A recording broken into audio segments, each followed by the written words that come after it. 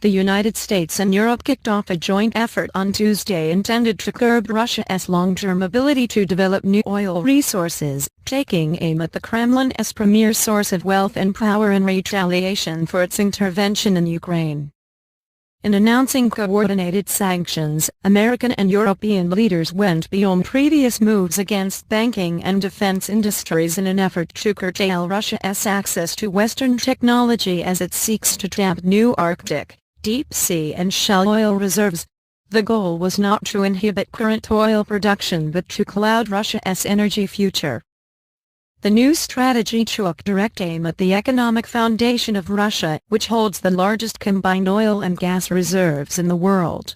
The growth of the oil industry in the last 2 decades has powered Russia's economic and geopolitical resurgence since the collapse of the Soviet Union and the lies of President Vladimir Putin. Russia pumps about 10.5 million barrels of oil a day, making it among the largest producers. The technology cutoff could be important because Russia is only now at the early stages of developing new Arctic, deep sea and shale resources. Most of its current production comes from depleted Siberian deposits that will eventually run out. And several Western oil companies have been working with Russia to expand their resources. ExxonMobil has a joint venture with Rosneft, the state-owned oil giant, to develop Arctic oil and is scheduled to drill its first well in the Kara Sea within weeks.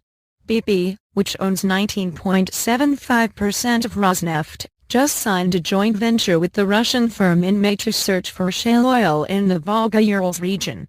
Even though BP announced higher quarterly profits on Tuesday, its stock was hammered by the sanctions news, falling 3%.